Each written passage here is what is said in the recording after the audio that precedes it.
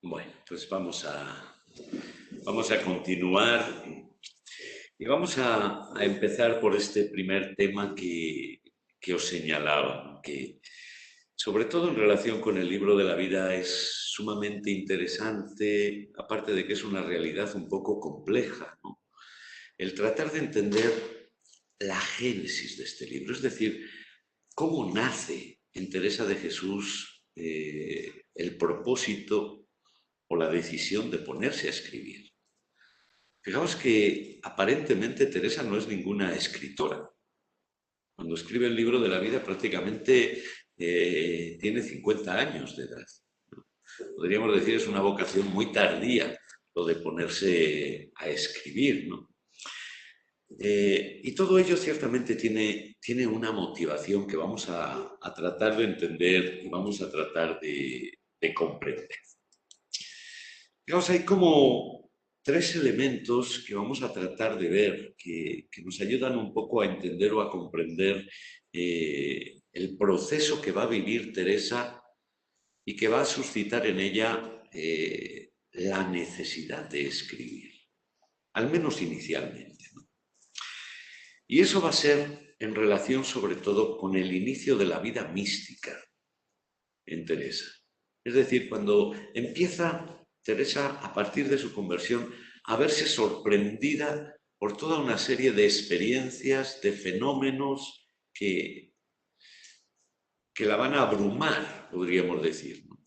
La van a hacer entrar en una dinámica de gozo, por un lado, pero por otro lado de miedo, de temores, de incomprensión, de qué es lo que realmente le está sucediendo, de lo que le está aconteciendo. Veremos que eso es lo que, en cierto modo, va a hacer de motor inicial en lo que va a ser el proceso del nacimiento de la mujer escritora, ¿no? Esa vida mística, como os diré a continuación, va a provocar en Teresa muchas dudas también. A pesar de que interiormente le va a dar la certeza de que Dios está actuando en ella, Dios se le está manifestando, ella está en un momento, cuando comienza a vivir todo eso, en que se entremezclan muchos sentimientos y muchas realidades, tanto internas como externas, a las que luego haré alusión, ¿no? Y eso va a suscitar en ella la necesidad de darse a entender, para que la entiendan y le ayuden a entenderse a sí misma. Es cuando empieza esa etapa en Teresa de búsqueda de confesores de aquí para allá, ¿no? Que vemos a Teresa que va con uno, que va con otro, que habla con uno, que habla con otro, y que no es por simple curiosidad, sino porque necesita de una u otra manera que le ayuden a entenderse a sí misma en este proceso que está viviendo. Y eso veremos cómo va a ir suscitando paulatinamente durante un proceso que va a durar varios años, curiosamente, lo que podríamos denominar la sucesión de escritos. Diversos escritos que va a ir redactando Teresa en ese proceso de años, ¿no? Y que van a culminar con lo que podríamos denominar la primera redacción del libro de la vida, que luego se va a transformar en la segunda redacción del libro de la vida, que es el libro que realmente conocemos. Fijaos, detrás de todo esto, como digo, hay una realidad significativamente compleja, de la cual la misma Teresa curiosamente nos habla, ¿no? Fijaos, si quisiéramos o si queremos entender esa prehistoria del libro de la vida, lo primero que tendríamos que leer es el capítulo 23 del libro de la vida. No lo vamos a leer ahora entero, pero sí que lo tengáis como referencia cuando después lo tengáis que leer y descubráis cómo ahí Teresa nos comienza a relatar qué es lo que la está moviendo a salir de sí misma en busca de comprensión, en busca de ayuda, en busca de entendimiento. Os voy a leer el número 2, simplemente. Vamos a leer el número 2 de este capítulo 23. donde Teresa un poco nos habla del inicio de su vida mística, a partir de su conversión y de su decisión de entregarse, diríamos, más profundamente a la oración. Pues comenzando a quitar ocasiones y a darme más a la oración, comenzó el Señor a hacerme las mercedes como quien deseaba, a lo que pareció, que yo las quisiese recibir. Comenzó su majestad a darme muy ordinario oración de quietud y muchas veces de unión, que duraba mucho rato. Claro, en el momento en que está escribiendo Teresa esto ya entiende lo que le ha pasado, pero cuando lo está viviendo no lo entiende. Tiene referencias de libros que ha leído, pero realmente no sabe. Y a continuación escribe, ¿no?, algo que nos explica o nos acerca un poco a lo que pudo ser ese estado de ánimo interior de Teresa en medio de esa situación. Yo, como en estos tiempos habían acaecido grandes ilusiones en mujeres y engaños que las había hecho el demonio, comencé a temer, como era tan grande el deleite y suavidad que sentía, y muchas veces sin poderlo excusar, puesto que veía en mí, por otra parte, una grandísima seguridad que era Dios, en especial cuando estaba en la oración. Y veía que quedaba de allí muy mejorada y con más fortaleza. Mas en distrayéndome un poco, tornaba a temer y a pensar si quería el demonio, haciéndome entender que era bueno, suspender el entendimiento para quitarme la oración mental y que no pudiese pensar en la pasión ni aprovecharme del entendimiento, que me parecía a mí mayor pérdida, como no lo entendía. Fijaos, aquí Teresa hace alusión a la realidad ambiental que la rodea, en la cual ha habido ya diversos casos de mujeres que se presentaban como místicas, es decir, que habían tenido experiencias extraordinarias o de estigmas o de visiones o de revelaciones por parte de Dios, ¿no?, y que habían llamado mucho la atención del público.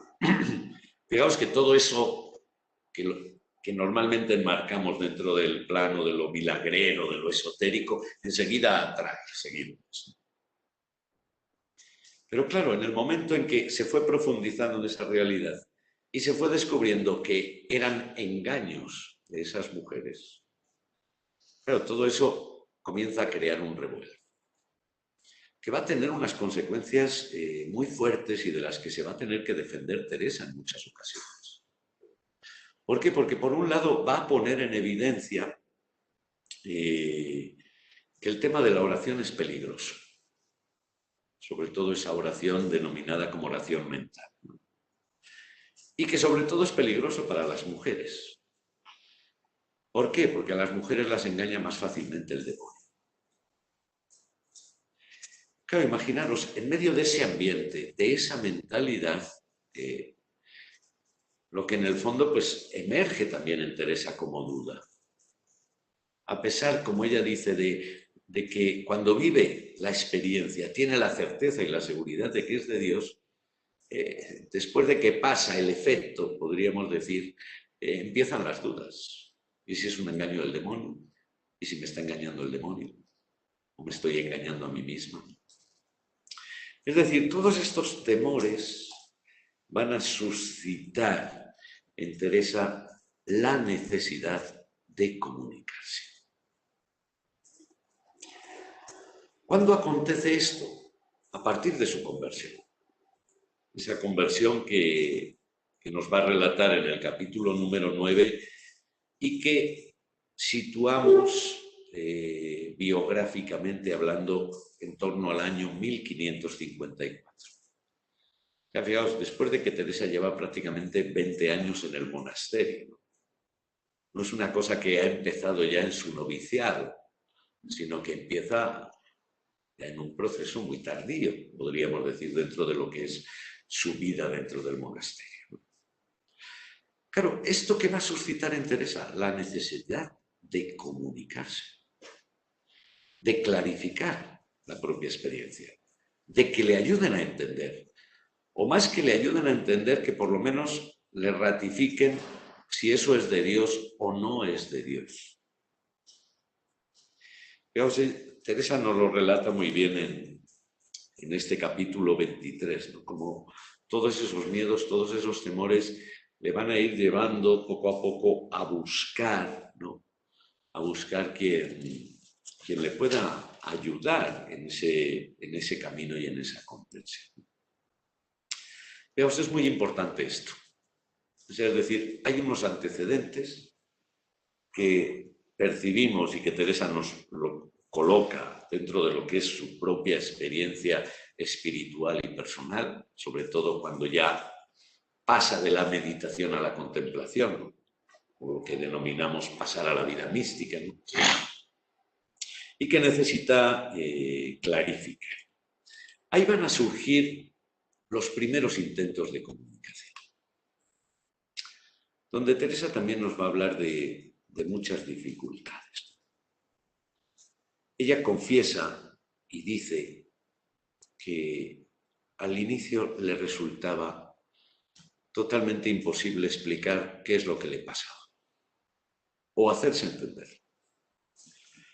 De tal manera que como se siente incapaz, de hecho ella misma dirá que una gracia es recibir la gracia, otra gracia posterior será entender la gracia de lo que le está aconteciendo, y una gracia ulterior será el poder explicar o transmitir a otros esa gracia que le está aconteciendo.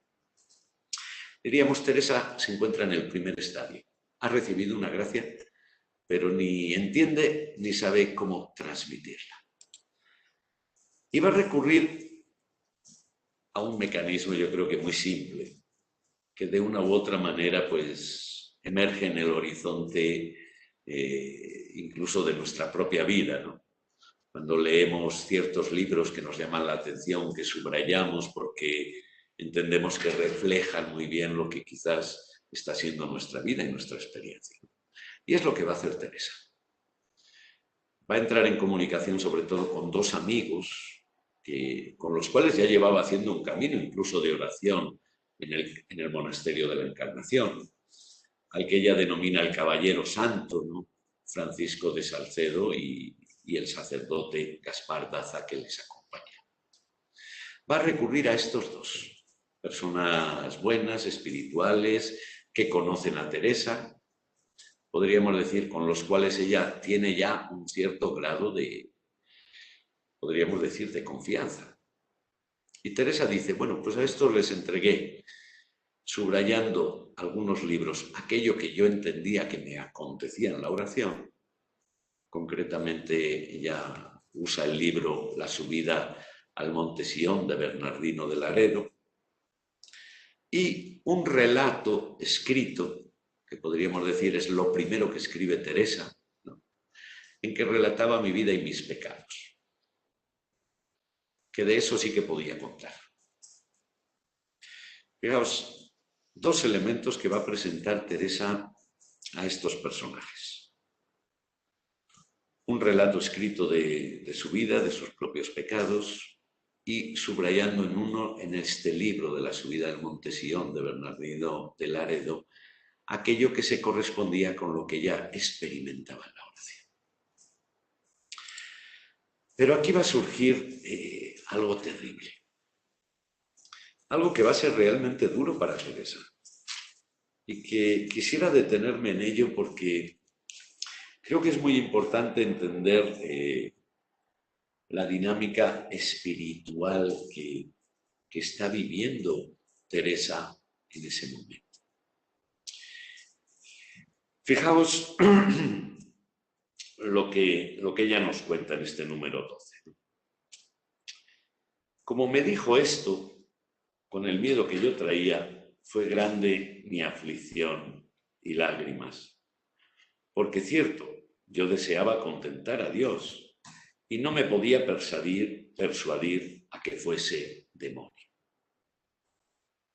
mas temía por mis grandes pecados me cegase Dios para no lo entender. Fijaos, ¿cuál es el dictamen de estos personajes? No, eso es cosa del demonio. Fijaos lo que puede significar eso para una persona, ¿no?, que está haciendo un camino espiritual, un camino de conversión, y que vengan y le digan, no, mira, es que lo que a ti te está aconteciendo es que el demonio te está engañando. Y fijaos lo que nos señala a continuación Teresa, ¿no? Mirando libros para ver si sabría decir la oración que tenía, hallé en uno que se llama Subida del Monte, en lo que toca a la unión del alma con Dios, todas las señales que yo tenía en aquel no pensar nada, que esto era lo que yo más decía, que no podía pensar nada cuando tenía aquella oración, y señalé con unas rayas las partes que eran, y dile el libro para que él y el otro clérigo que he dicho, santo y siervo de Dios, lo mirasen y me dijesen lo que había de hacer, y que si les pareciese dejaría la oración del todo, que para qué me había yo de meter en esos peligros, pues a cabo de 20 años casi que había que la tenía, no había salido con ganancia, sino con engaños del demonio, que mejor era no la tener. Aunque también esto se me hacía recio, porque yo ya había probado cuál estaba mi alma sin oración. Así que todo lo veía trabajoso, como el que está metido en un río, que a cualquier parte que vaya de él teme más peligro, y él se está casi ahogando. Es un trabajo muy grande este, y de estos he pasado muchos, como diré adelante, que aunque parece no importa, por ventura hará provecho entender cómo se ha de probar el espíritu.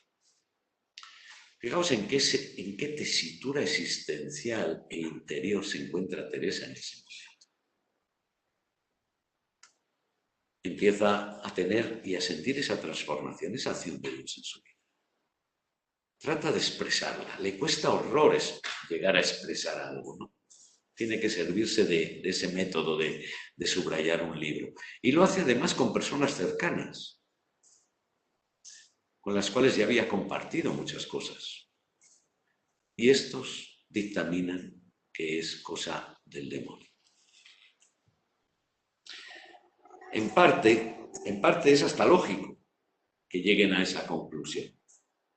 ¿Por qué? Porque dada la mentalidad, diríamos, religiosa de la época, que todavía en cierto modo persiste hoy en muchos ambientes, ¿no? Dios no puede dar premios a quien es pecador. Y Teresa se presentaba como una mujer pecadora y era capaz de relatar muy bien sus pecados e infidelidades. Y como una mujer que es pecadora puede darle Dios semejantes gracias.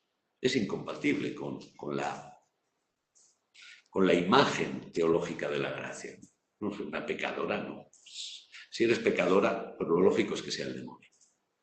Es decir, al fin y al cabo concluyen lo que la mentalidad de la época concluiría. Claro, ¿qué va a provocar interés a esto? Pues ciertamente una situación psicológica muy dura. ¿Por qué? Porque en el fondo van a emerger muchos sentimientos acá. Por un lado, sentimientos encontrados, ¿no? Es decir, estos me dicen que cada vez que me pase eso tengo que hacerle burlas al Señor, ¿no? Hacerle higas, nos dirá Teresa. Que le hiciera higas para que se espantara y se fuera, ¿no? ¿Sabéis lo que es hacer higas, no?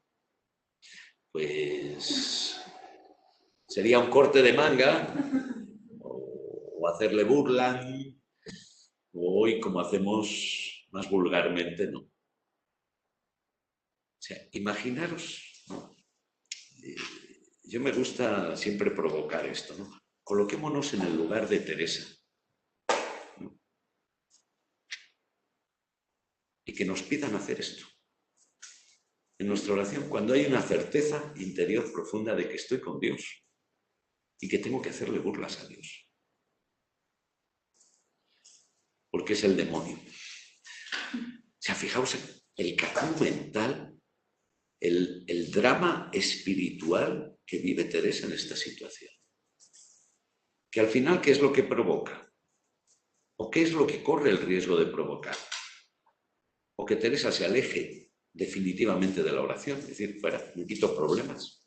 Pero ella misma confiesa que no podía ya. De que realmente, desde el momento de su conversión, no podía alejarse de esa realidad.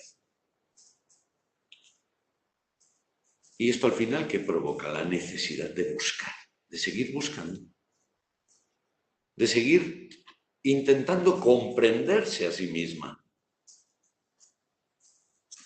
Pero aquí solo van a surgir dificultades en el proceso de Teresa. Esto en el fondo, si lo siguiéramos pasito a pasito, nos daríamos cuenta de que estos años en que Teresa empieza a tener sus experiencias místicas, su experiencia de Dios, van a ser años también muy sufridos, porque no se entiende a sí misma, porque no la entiende, porque no encuentra quien la entienda.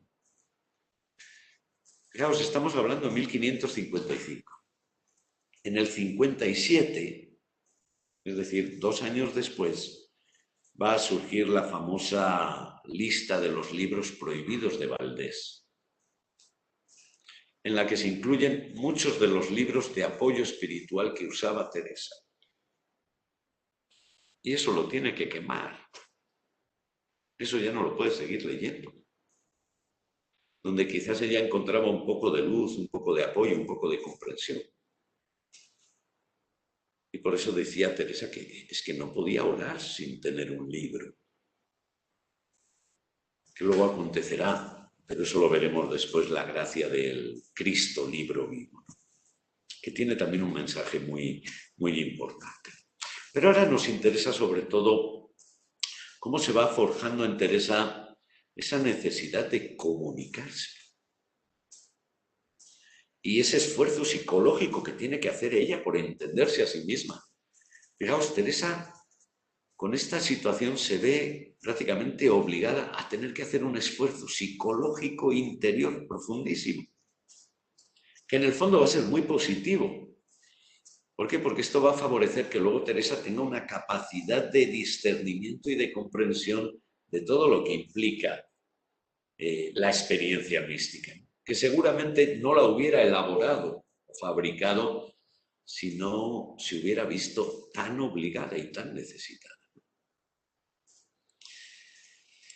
Bueno, a partir de ahí van a surgir pues, la búsqueda de personas que puedan ayudarla y orientarla en ese camino. Es ese camino en el que Teresa va buscando acá, va buscando allá, con su amiga Guiomar de Ulloa va entrando en contacto con unos, con otros, con jesuitas, con dominicos, con teólogos, con hombres santos, etcétera, etcétera, etcétera, ¿no? Que poco a poco van a ir dando luz o van a ir entendiendo, comprendiendo lo que verdaderamente le acontece a Teresa y le van a ir confirmando en la autenticidad de la experiencia. Eso nos ayuda a entender por qué Teresa sigue buscando en esos años, ¿no? ¿Por qué Teresa busca el apoyo y el consejo y la ayuda de otros personajes, ¿no? Y aquí van a surgir, en primer lugar, pues, yo señalo al padre Diego de Cetina, un jesuita joven, del cual nos habla Teresa, con el cual entra en contacto en torno a 1560, y para el cual pues, tenemos cierta certeza de que Teresa prepara un escrito. No sabemos qué escrito, cómo era ese escrito. Atendiendo a lo que nos dice Teresa, pues un poco pues, hablar de lo que le acontecía en la oración, o sea, las gracias que ella veía, percibía, y hablar también siempre de su vida y de sus pecados. Al padre Diego Cetina le van a ir sucediendo otros personajes con los que se va a ir encontrando Teresa. Y los cuales le van a pedir a Teresa también que les escriba. Fijaos, aquí surge el precepto, podríamos decir, de la obediencia. Le mandan escribir. Pero al origen de ese mandato de escribir, ¿qué es lo que hay? La necesidad de Teresa.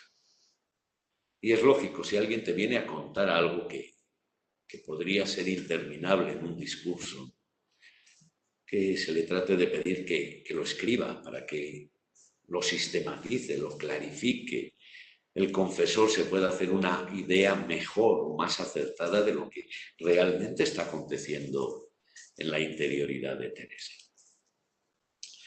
Como digo, ahí van a ir surgiendo poco a poco esos escritos.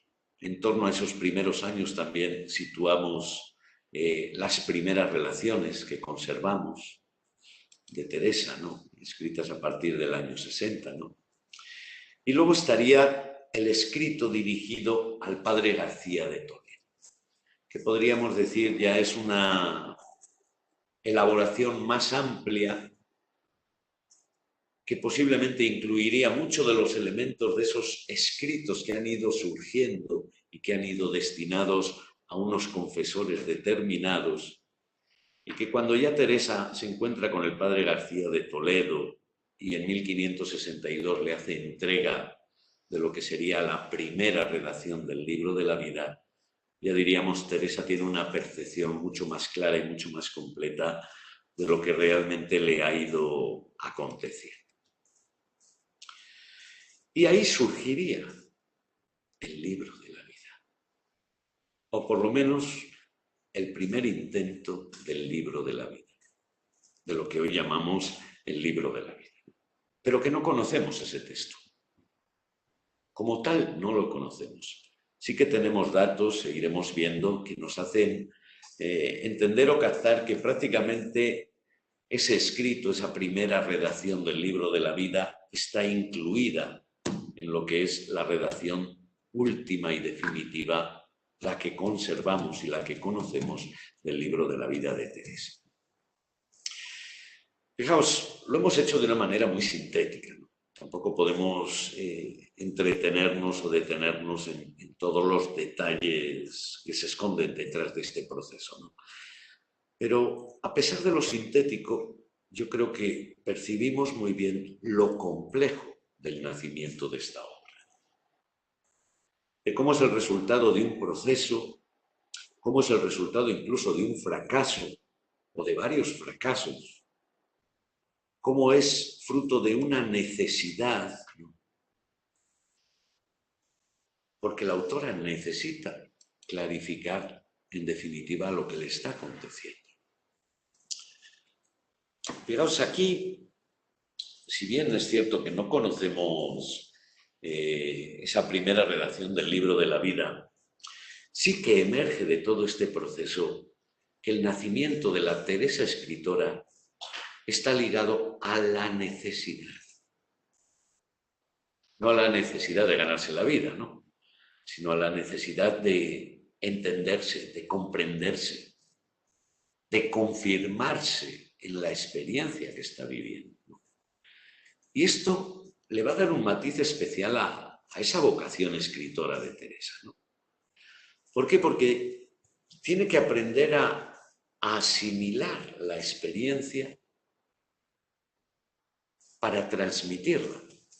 Es lo que podríamos denominar el proceso de lo vivido a lo teorizado, ¿no? Cuando yo quiero tratar de hacer entender una experiencia que he tenido a alguien, sé que no puedo hablar muchas veces de la experiencia en sí. ¿Cómo puedo hablar yo de la experiencia de belleza que he tenido contemplando un paisaje? Puedo transmitir a través de conceptos, de ideas, lo que he experimentado. Pero lo que he experimentado en sí no lo puedo transmitir. Puedo tratar de suscitarlo también en el otro. Y eso me lleva a decir, es que los colores del atardecer, es que eran una maravilla. Es decir, imágenes que tratan de reflejar lo vivido. Esto es muy importante también a la hora de leer a Teresa y de leer los textos de los místicos e incluso de leer la misma Sagrada Escritura, ¿no? ¿Por qué? Porque la escritura en el fondo ya en cierto modo trata de teorizar Y no por reducir, sino porque es que es el camino, ¿no?, para transmitir una realidad que es experiencial y que supera todo lenguaje. ¿Cómo se ve esto en lo concreto, ¿no?, de ese proceso vivido por Teresa? Pues prácticamente se ve en el camino, ¿no? ¿Cómo trata ella de transmitir lo que ha vivido? Esas experiencias orantes. Al inicio, ¿qué hace? Subrayar libros. Es decir, servirse de las palabras iluminadoras de otros.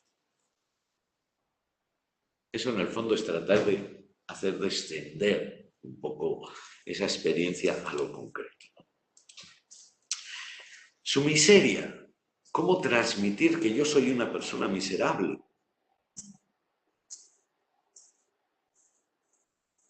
Y veremos que Teresa repite tantas veces esa palabra. Yo soy una mujer ruin y miserable, pecadora.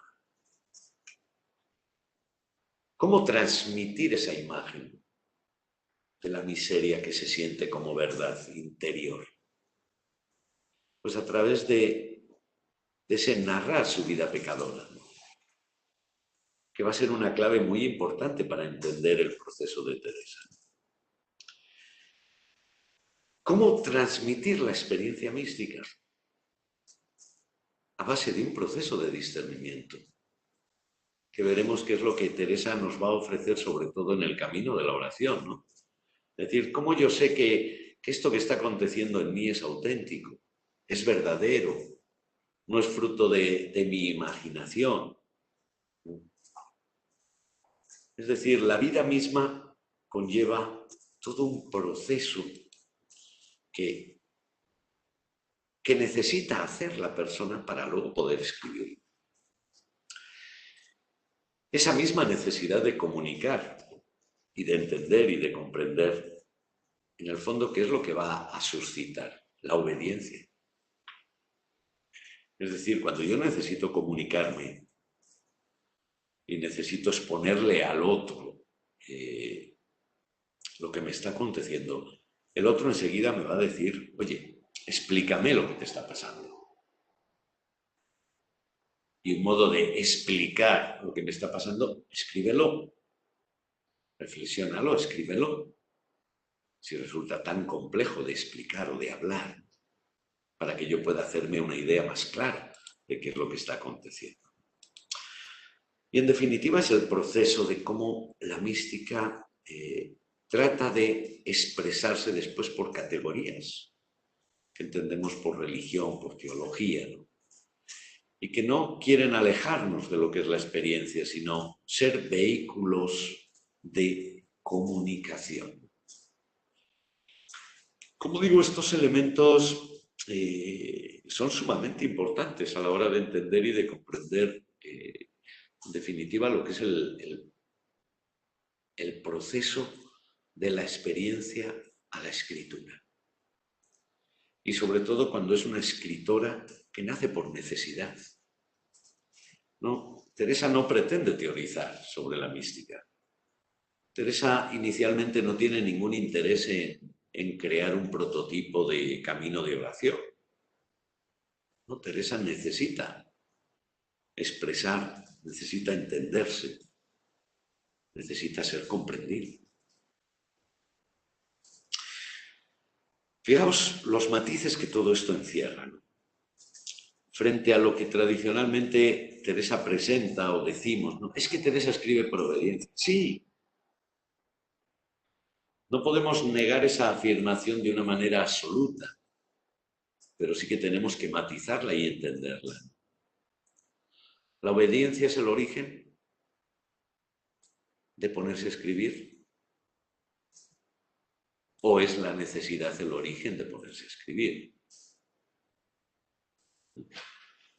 Yo creo que ahí hay algo sumamente fundamental que nos va a ayudar a comprender mucho mejor la dinámica de todo lo que implica y de todo lo que significa el libro de la vida. Bueno, todo ese proceso va a culminar en algo que no conocemos, que sabemos que existió, pero materialmente no lo conocemos, que es la primera edición del libro de la vida.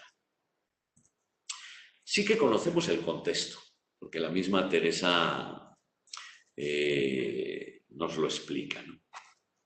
Hacia finales de 1561, cuando se encontraba estando en el monasterio de la Encarnación, ya cuando había proyectado con ese grupo de amigas y sobre todo con doña Guiomar de Ulloa la posibilidad de fundar un monasterio más pequeñito, ¿no?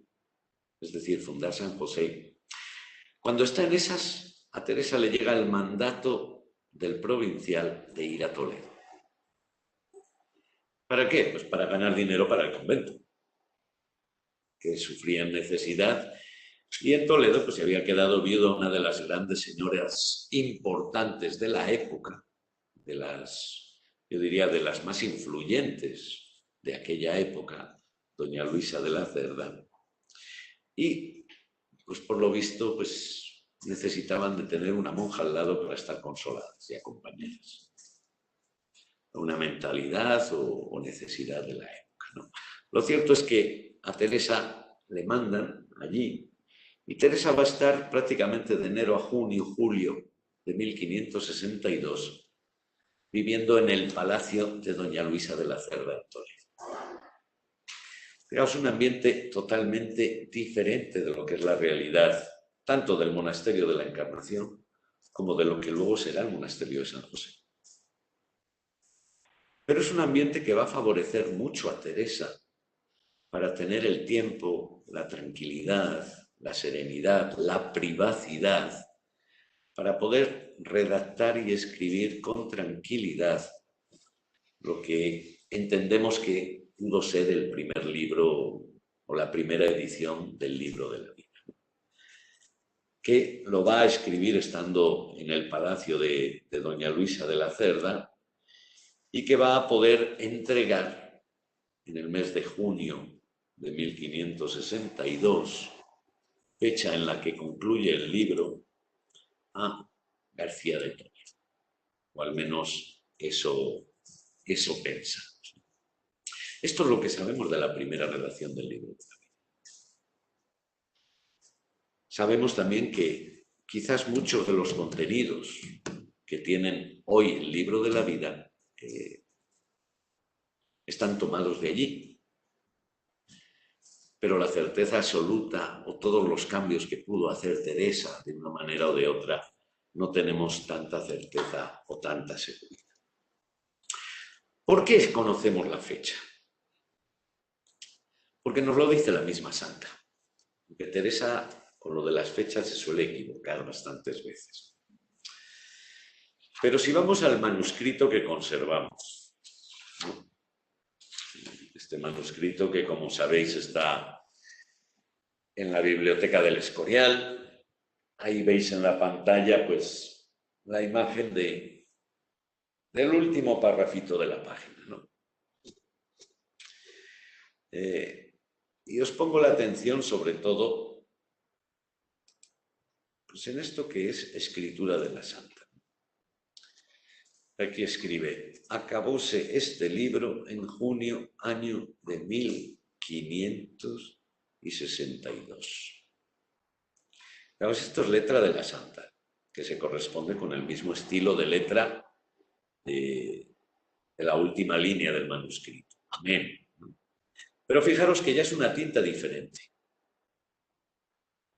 Aunque esto sea una foto, una copia, se nota claramente que es un color de tinta diferente. Es decir, que lo escribió en otro momento. Y de hecho, pues tenemos la suerte de que a continuación tenemos esta anotación, que ya no es escritura de Santa Teresa, sino de uno de los censores del libro de la vida, Fray Domingo Báñez. ¿Y qué es lo que pone ahí Domingo Báñez?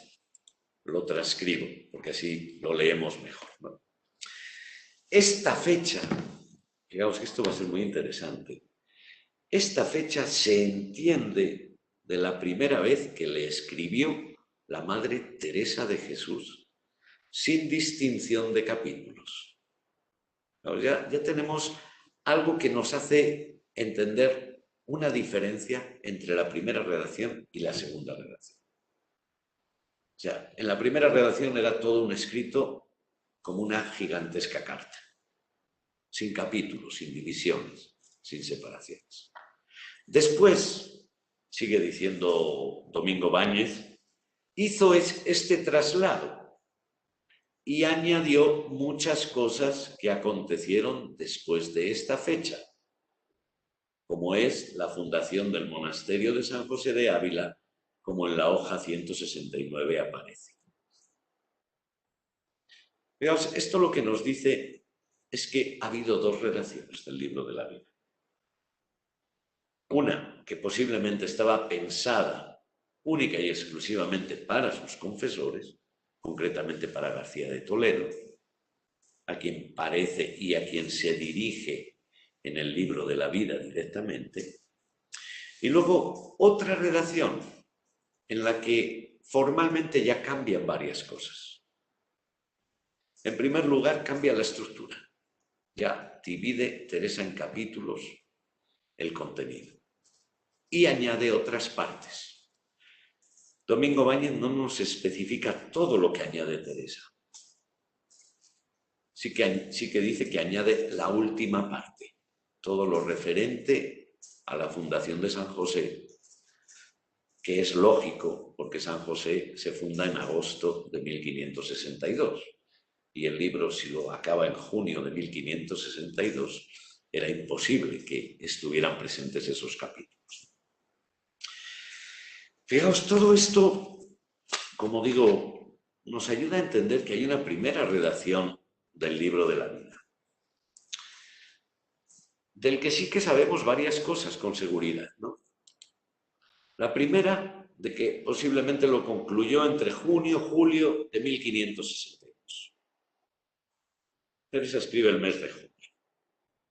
Sabemos que en esa primera redacción no estaban presentes los capítulos 32 al 40. Es decir, los capítulos que hablan de la fundación de San José. Es decir, ya por lo menos una cuarta parte del libro no existía en esa primera redacción.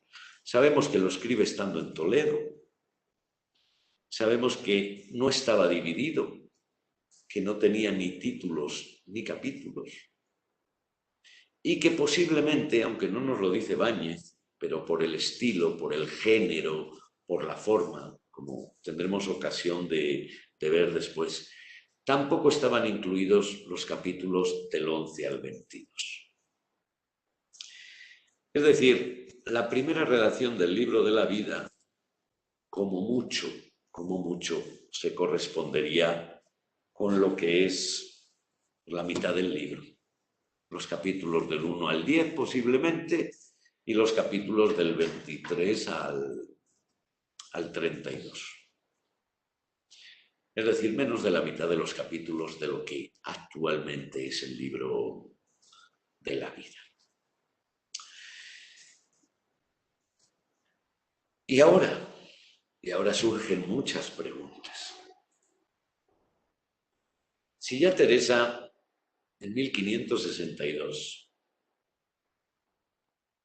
tiene la palabra que confirma la autenticidad de su experiencia, de diversos confesores y de diversos hombres santos que ella ha ido conociendo en el camino y que han confirmado y ratificado su experiencia. ¿Por qué Teresa se pone a escribir nuevamente el libro de la vida? Fijaos que esto cuanto menos ya, si lo pensamos un poquito, ya suscita sospechas. Sospechas en el sentido de que, ¿ni para qué escribe otra vez? Yo si escribo una carta a alguien para que me ayude a entender una cosa y me lo resuelve, pues ya me olvido, prácticamente, de esa carta. Quizás lo puedo confrontar con otras personas, ¿no? Para ver si eso está bien o está mal, es auténtico o no es auténtico, ¿no? Pero una vez que he hecho eso, ¿qué necesidad tengo yo de ponerme a escribir todas estas páginas? ¿Para qué? Si ya tengo la aprobación de los confesores. Es más, ya he fundado hasta un convento. Y además centrado en la oración, que era el tema espinoso y peligroso de todo esto. Fijaos, os hago todas estas reflexiones porque son las que nos van a ayudar a entender o a tratar de entender o de investigar un poco por qué Teresa, después de todo el esfuerzo, después de toda la lucha, todavía tiene humor de ponerse a escribir otra vez. ¿Es que no se siente segura? A pesar de haber fundado un convento, a pesar de haber tenido el certificado por escrito, o la confirmación de personajes como Pedro de Alcántara. Quizás la clave o parte de la clave la tengamos en una relación, concretamente la relación número 4, aunque según en qué edición es un número o es otro, pero bueno, redactada en Sevilla a finales de 1575, unos años bastante después, que es una relación que ella escribe para la Inquisición de Sevilla, cuando se encuentra allí fundada y le llama la Inquisición. ¿Qué escribe Teresa en esa relación? Es algo que me parece muy curioso, muy significativo para tratar de entender o de comprender un poco el por qué Teresa se pone a escribir nuevamente. ¿No?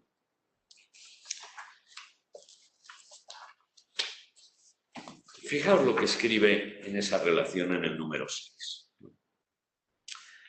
Habrá como 13 años, poco más o menos. Digo, lo escribe en 1575 y está hablando de 13 años atrás, o sea, más o menos 1562. ¿No? Después de fundado San José de Ávila, es decir, ya más bien nos vamos a 1563, ¿no? Que fue a donde ella ya se había pasado del otro monasterio, o sea que, como digo, ya 1563, que fue allí el obispo que es ahora de Salamanca, que era inquisidor, no sé si en Toledo o en Madrid, y lo había sido en Sevilla, que se llama Soto. Ella procuró de hablarle para asegurarse más y diole cuenta de todo. Y él dijo que no era todo cosa que tocaba a su oficio, porque todo lo que ella veía y entendía siempre la afirmaba más en la fe católica, que siempre estuvo y está firme y con grandísimos deseos de la honra de Dios y bien de las almas, que por una se dejara matar muchas veces. Y díjole también, como la vio tan fatigada, que lo escribiese todo y toda su vida, sin dejar nada al maestro Ávila, que era hombre que entendía mucho de oración, y que con lo que le escribiese se sosegase. Y ella lo hizo así y escribió sus pecados y vida. Fijaos, este encuentro con el inquisidor Francisco de Soto, como digo, aconteció en Ávila posiblemente en 1563 o quizás 1564. En el fondo nos es indiferente una fecha o a la otra. Este inquisidor la confirma y además le dice, pues mándeselo al maestro Ávila, a Juan de Ávila, que es reconocido ya como gran maestro espiritual, etcétera, etcétera, y que, bueno, con lo que él le diga ya, quédese tranquila de una vez. ¿No? Pero fijaros, no debió de ser como demasiado urgente esa necesidad de enviarle el libro a Juan de Ávila, cuando Teresa no se lo va a enviar hasta 1568. Luego lo veremos. Es decir, después de que ya se ha puesto a fundar más conventos. ¿Qué nos hace ver todo esto? Y ya lo veremos mañana. Que tras esta nueva elaboración del libro de la vida, posiblemente haya nuevas intenciones y nuevos objetivos. No vale que se lo quiera presentar al maestro Juan de Ávila. Porque si esa era toda la urgencia, vamos, Teresa misma hubiera ido corriendo a llevárselo. Y no se lo envía hasta 1568. Por otro lado, si examinamos, y lo haremos mañana, ¿no?, los capítulos, el tono doctrinal que emerge en las páginas del libro de la vida, nos damos cuenta que no es un libro que busca consejo, sino que es un libro que afirma, que enseña, que dice por dónde hay que caminar. Fijaos que ya el hecho mismo de poner capítulos y además hacerlo como lo hacen los libros de la época, ya está indicando ciertas cosas. Es decir, yo si estoy escribiéndole a alguien para confesarle mis pecados y demás, pues bueno, puedo poner un titulito o una fecha para que se vaya comprendiendo. Pero darle un carácter de libro al modo de la época, eso ya tiene, cuanto menos parece tener otras intenciones. Sí sabemos que añade todos los últimos capítulos, sí sabemos que añade el tratado de oración y otras cosas que quizás van entremezcladas en las páginas y que casi seguro lo concluyó en otoño de 1565. Estos son datos, diríamos, externos. Luego vamos a tener que confirmarlos o examinarlos ya desde una perspectiva interna, ¿no?, para tratar de descubrir, en el fondo, cuáles son los porqués de redactar o escribir nuevamente el libro. No me basta con lo de lo que ella nos dice en la relación 4, ¿no? Es que el inquisidor me dijo que se lo mandase al maestro Ávila. Si la urgencia fuera tanta, fijaos, de 1565 a 1568, que le envía el libro a Juan de Ávila, pasan 3 años. Es decir, cuanto menos en Teresa ya no hay una urgencia. Ya Teresa tiene 50 años, es una mujer madura, hecha y derecha, y además lleva con una experiencia espiritual muy profunda y está viviendo ya el desposorio místico. Es decir, ya ha alcanzado una madurez a todos los niveles, ya ha fundado, se le ha abierto un camino y una dinámica nueva. Todavía en el fondo Teresa sigue siendo esa mujer temerosa, miedosa, de que el demonio la esté engañando, de que está equivocada, cuando se atreve a fundar conventos. Bueno, son preguntas que mañana vamos a tratar de responder, de tratar de entender, ¿no?, y que nos van a llevar a comprender mucho mejor todo el significado del libro de la vida. Bueno, pues aquí lo dejamos.